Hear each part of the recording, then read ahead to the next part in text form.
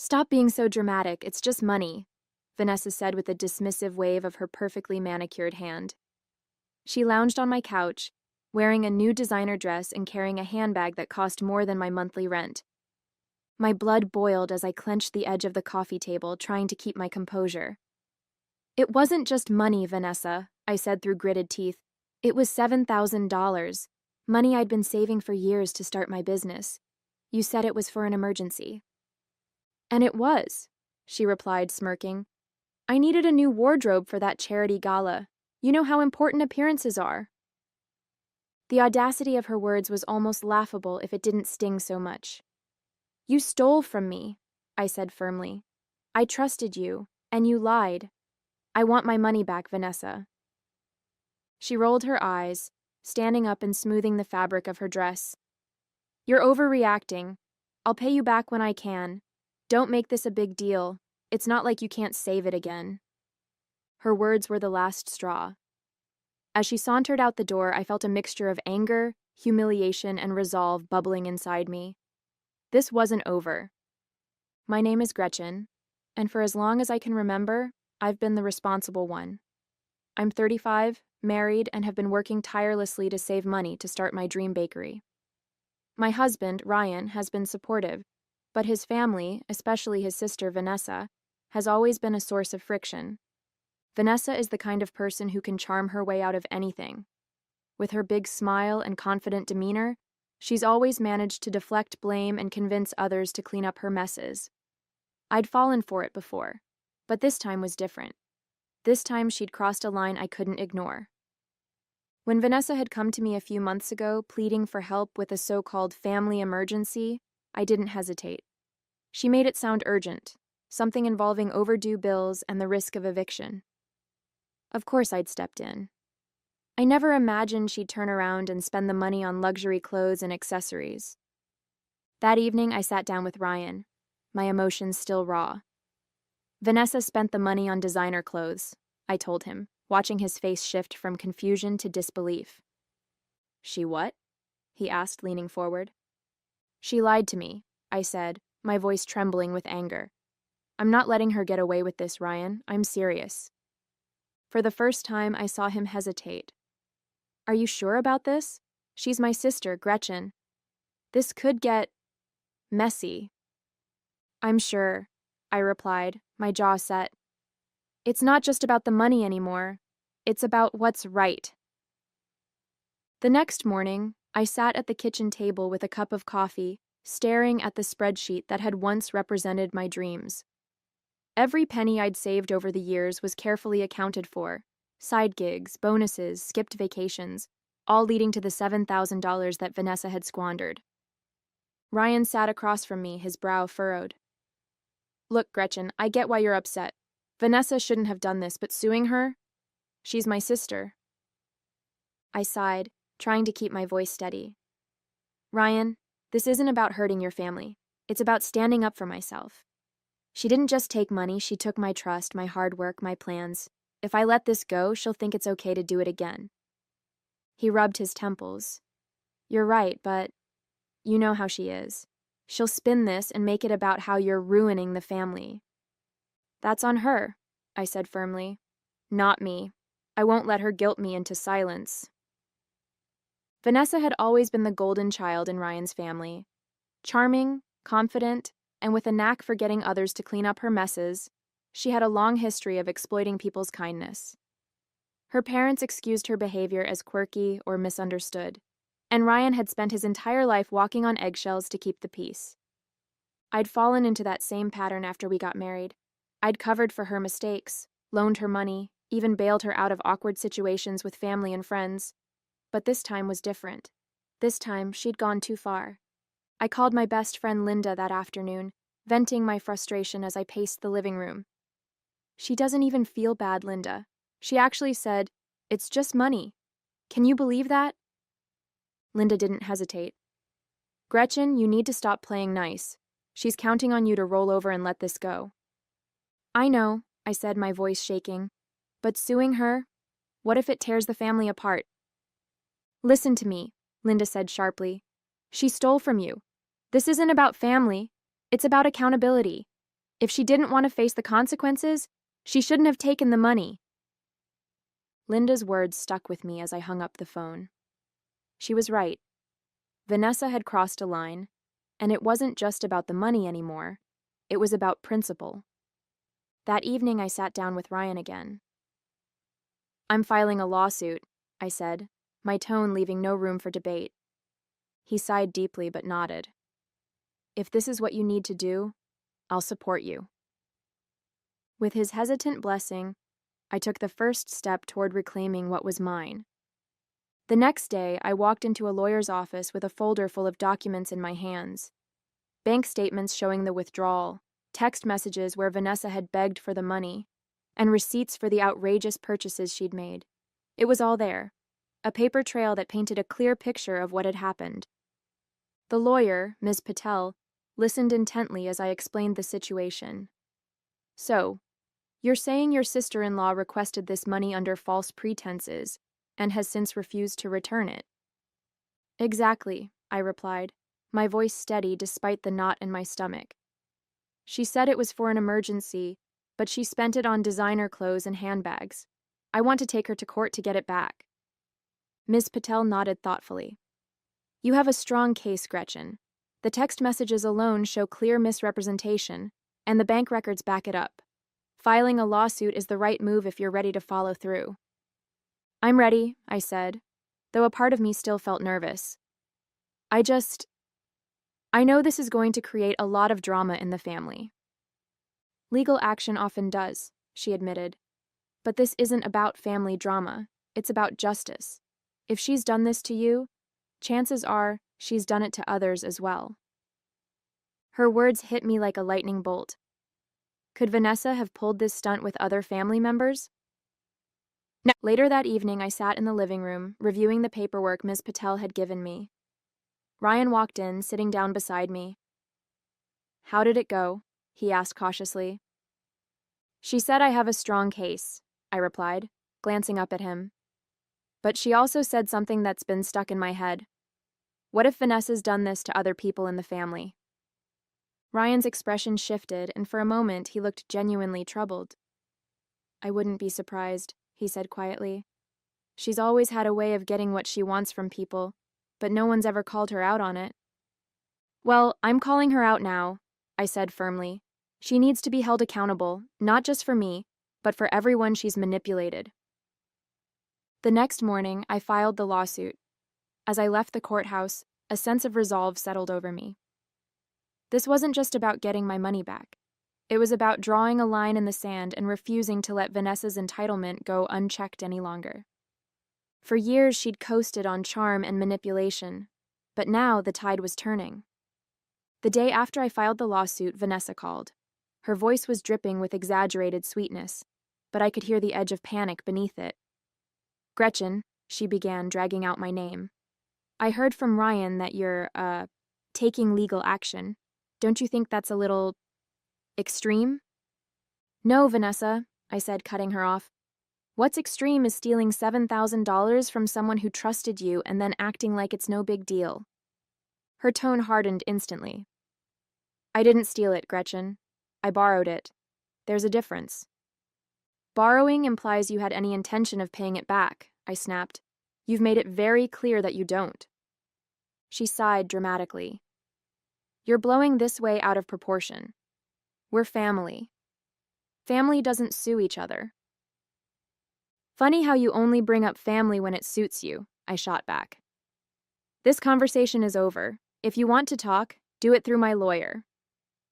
Before she could respond, I hung up, my hands shaking. For years, I'd let Vanessa talk circles around me, but not this time. That evening, Ryan and I sat down for dinner, the tension palpable. "Vanessa called," I said, breaking the silence. He sighed, rubbing his temples. "What did she say?" "She tried to guilt me into dropping the lawsuit," I replied, my voice steady. "But I'm not backing down, Ryan. This isn't just about me anymore. It's about holding her accountable." He nodded slowly. "I know. It's just... she's my sister. This is hard for me too." "I get that," I said softly. "But you need to understand. She's been taking advantage of everyone, including you. She's counting on us to let her get away with it, and I can't do that anymore." For a moment, he didn't say anything. Then finally, he reached across the table and took my hand. "I'm on your side, Gretchen. I just hope the rest of the family sees it that way." The next day, Linda came over to help me organize the growing pile of evidence for the case. As we sorted through text messages, receipts, and bank statements, she paused, holding up a particularly telling exchange. "This one," she said, "proves she had no intention of paying you back. It's gold." I leaned over to read it, Vanessa's dismissive tone practically jumping off the screen. "Relax, Gretchen. You'll make the money back in no time. Why are you so obsessed with this?" Linda shook her head. "She doesn't just think she's entitled to your money, she thinks she's untouchable." "Well," I said, a small smile creeping onto my face, "she's about to find out she's not." 2 days after Vanessa's call, the family group chat exploded. A message from her popped up, dripping with faux humility. "Hey everyone, just wanted to let you know that Gretchen is suing me over a little misunderstanding. Can you believe it? I thought we were family." Almost immediately, replies flooded in. Her mother chimed in with, "Gretchen, is this true? Why would you sue your sister-in-law?" Her brother joined in with a simple, "Seriously?" I stared at the messages, my stomach twisting into knots. Linda, sitting next to me, peeked over my shoulder. "Oh, she's trying to control the narrative," she said flatly. "Classic Vanessa." "You think I should respond?" I asked, my finger hovering over the keyboard. Linda shook her head. "Nope. Let the facts speak for themselves. If they want answers, they'll get them in court." But staying silent didn't stop the phone calls. Later that evening, Ryan's mom called, her voice thick with frustration. "Gretchen, I just heard about this lawsuit," she said. "Why on earth would you do something like this? We're family." I took a deep breath. "She stole $7,000 from me," I replied, keeping my tone calm but firm. "I've asked her to pay it back, and she refused. This isn't about family. It's about accountability." "Well, surely this can be settled without dragging the family into it," she said, her tone softening, as if I were the unreasonable one.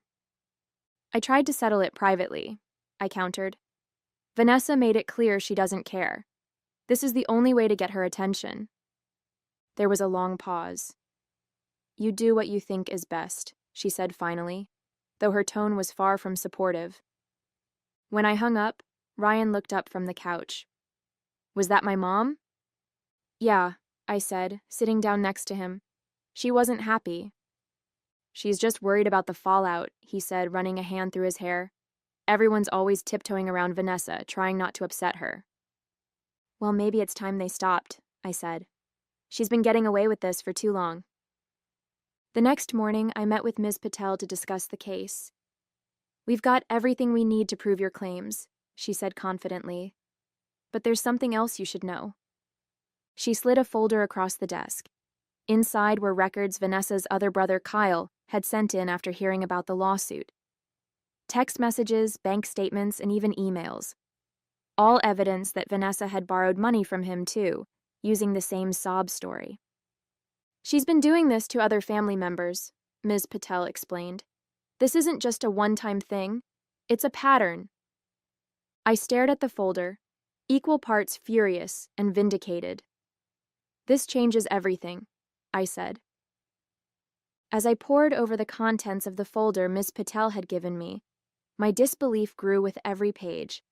Vanessa had borrowed thousands of dollars from Kyle over the years, promising to pay it back as soon as things got better. There were messages between them where she'd guilted him, claiming she needed money for medical bills, only to turn around and post photos of lavish shopping sprees on social media. "How has no one stopped her before?" I muttered, shaking my head. Ms. Patel smiled thinly. "People like Vanessa thrive on silence. Most of the time, her victims don't want to stir up trouble, especially in a family setting. You're the first person who's decided to hold her accountable." Her words stayed with me as I left the office. For years, I'd watched Vanessa weave her way through life, charming and manipulating everyone around her. She'd built her entire persona on a foundation of lies and entitlement, and it was finally starting to crack. That evening, Ryan came home to find me at the kitchen table, organizing the growing pile of evidence against his sister. He glanced at the documents, a deep frown settling on his face. "What's all this?" "More proof of what Vanessa's been up to," I said, handing him the folder. Kyle came forward with his own story. She's been borrowing money from him for years using the same tactics she used on me. He sat down heavily, flipping through the pages. I knew she wasn't great with money, but this? He shook his head, his voice thick with frustration. "She's been lying to everyone." "She has," I said softly. "And now, the truth is coming out." Ryan looked up at me, his expression conflicted. "Do you think this is going to tear the family apart?" I hesitated before answering. "Maybe. But if we keep enabling her, she'll never stop. This isn't just about the money anymore. It's about making sure she can't hurt anyone else." He nodded slowly. "You're right. She needs to face the consequences. Whatever happens, I'm with you." Over the next few days, Ms. Patel finalized the paperwork to include Kyle's evidence in the lawsuit. Meanwhile, Vanessa doubled down on her attempts to spin the story, painting herself as the victim in group chats and family phone calls. "Gretchen's always been jealous of me," one of her texts read. "She can't stand to see me happy, so now she's trying to ruin my life." I forwarded the message to Ms. Patel, who simply replied, "Let her dig her own grave. The more she talks, the easier our job gets." As the court date approached, I felt a mixture of nerves and resolve. Vanessa thought she could charm her way out of this, but she was about to learn the hard way that her lies had finally caught up with her. The day of the court hearing arrived faster than I expected. As Ryan and I walked into the courtroom, the air felt heavy with anticipation. I glanced over at Vanessa, who was seated at the defendant's table with her lawyer. She looked as polished as ever, her confidence radiating from every perfectly styled hair. She caught my eye and smirked, mouthing something that looked like, "Good luck." I looked away, gripping the folder of evidence in my hand a little tighter. This wasn't about luck. It was about facts, and I had plenty of those. Ms. Patel leaned over, her voice calm and steady. "You're ready for this, Gretchen. Just stick to the truth and let the evidence do the talking." I nodded, trying to steady my breathing as the judge entered the room and called the court to order. The first part of the hearing focused on presenting the evidence. Ms. Patel began with a clear, concise opening statement, laying out Vanessa's deception and misuse of the $7,000. "This case is about trust," she said, her voice carrying through the room. "Trust that was abused for personal gain." She then walked the court through the timeline, presenting the text messages, bank records, and receipts that showed exactly how Vanessa had used my money to fund her extravagant lifestyle. Vanessa's lawyer tried to argue that the money had been a gift, not a loan. But Ms. Patel countered with the text messages, where Vanessa had explicitly promised to pay it back. "The defendant's intent was clear," she said. "She knowingly misled my client to obtain these funds under false pretenses." As Ms. Patel spoke, I watched Vanessa shift uncomfortably in her seat. For once, she didn't look so confident. Then came my turn to testify. I took the stand, my hands trembling slightly as I adjusted the microphone. Ms. Patel guided me through my testimony, asking clear, straightforward questions about how Vanessa had approached me, what she'd said, and how I'd discovered the truth. When Vanessa's lawyer cross-examined me, he tried to paint me as overly dramatic, someone who had misunderstood a family arrangement. "Isn't it true," he asked, "that you've helped other family members financially in the past without issue?" "Yes," I replied firmly. "But they didn't lie to me about why they needed the money. Vanessa did. That's the difference." The judge nodded slightly, his expression thoughtful. As I stepped down from the stand, I felt a wave of relief. I'd told my side of the story, and now it was up to the court to decide. The second half of the hearing shifted focus to Vanessa's defense, which felt more like an elaborate web of excuses. Her lawyer argued that the $7,000 was a family gift, claiming I had changed my mind after seeing how Vanessa used it. Vanessa took the stand, playing the victim with an Oscar-worthy performance. "I was going through a tough time," she said, dabbing at her dry eyes with a tissue. "I didn't mean to hurt anyone. I thought Gretchen understood that I'd pay her back when I could." Ms. Patel wasted no time dismantling her act during cross-examination. "Ms. Turner," she said, her tone razor-sharp, "you claimed you intended to repay my client. Can you provide any proof of that intent? Any written agreement, payment plan, or even an attempt to return the funds?" Vanessa faltered, glancing at her lawyer for help. "Well, no, but I thought—" "Thank you," Ms. Patel cut her off. "No further questions, Your Honor."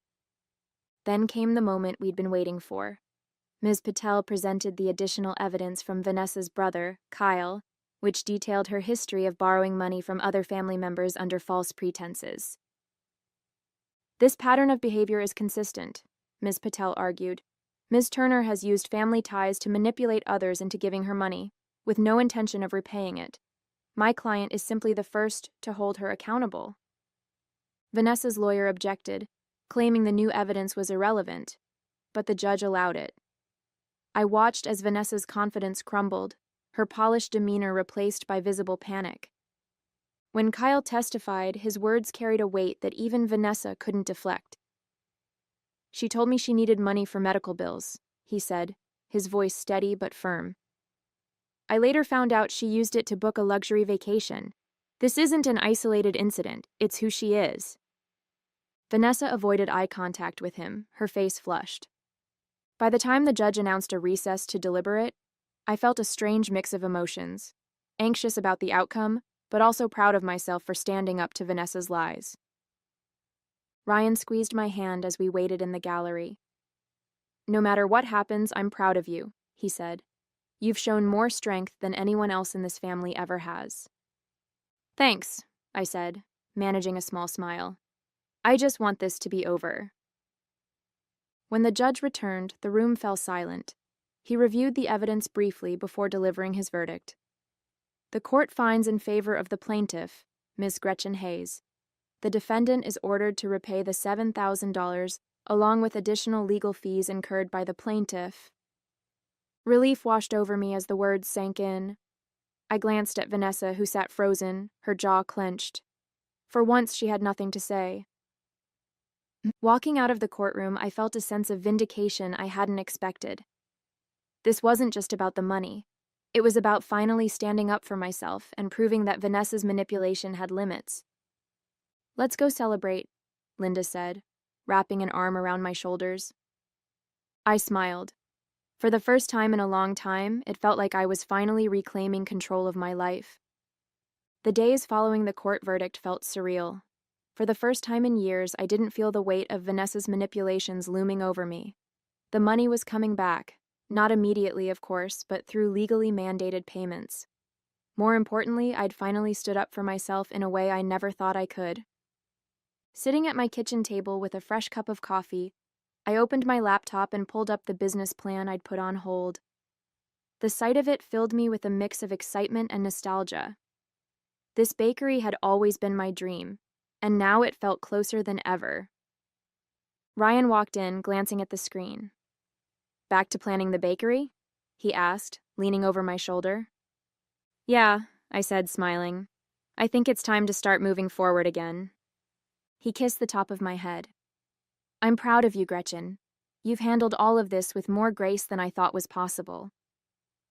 I laughed lightly. "I don't know about grace, but I'm glad it's over. Now I can focus on what really matters." Later that day, Linda and I met for lunch at our favorite cafe. She beamed as I told her about my plans to revive the bakery project. "It's about time," she said, raising her iced tea and a toast, to Gretchen, finally kicking Vanessa to the curb and living her best life. I clinked my glass against hers, laughing. "Here's to that." Linda leaned in, her expression softening. You know, Gretchen, what you did in court wasn't just about the money. You proved to everyone, especially yourself, that you're stronger than they gave you credit for. No. Her words stayed with me as I walked home that evening. She was right. This wasn't just about reclaiming the $7,000. It was about reclaiming my voice, my boundaries, and my sense of self-worth. That night, I sat by the window, staring out at the city lights.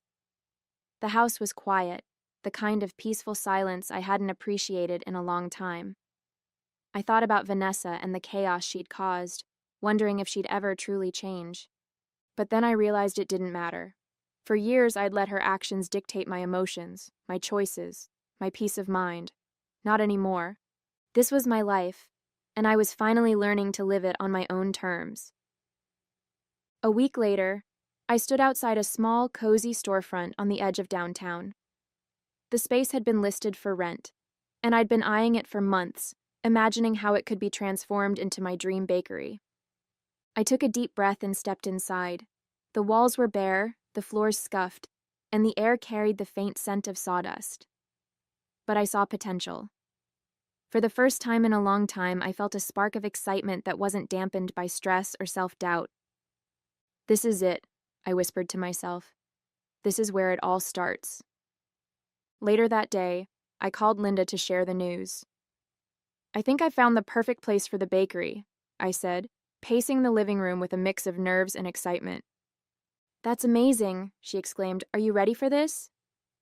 Honestly, I laughed. I don't know, but I'm going to try. This whole thing with Vanessa, it taught me I'm stronger than I thought. If I can handle her, I can handle this. You can, Linda said confidently, and I'll be your first customer. As I hung up, I felt a sense of clarity I hadn't experienced in years. The battle with Vanessa had been draining, but it had also been transformative. It forced me to confront my own fears, to stand up for myself, and to realize that I deserved better, not just from others, but from myself. I thought about the family dynamics that had been shaken by the lawsuit. Vanessa had gone quiet since the verdict, her charm no longer a shield against the consequences of her actions. Ryan told me she'd moved out of town, avoiding the judgment of those who finally saw her for who she was. As for me, I was learning to let go of the guilt and anger. It wasn't my job to fix Vanessa or repair the fractures in the family. My job was to build the life I wanted, one step at a time. That evening, I sat down with my laptop and opened my business plan again. The words on the page felt different now, less like a distant dream and more like a roadmap. I started making notes, outlining next steps, and researching permits and suppliers. The bakery wasn't just a goal anymore. It was a symbol of everything I'd fought for, everything I'd learned about myself along the way. As I closed the laptop and turned off the lights, I felt a deep sense of peace. The past was behind me, and the future was mine to create.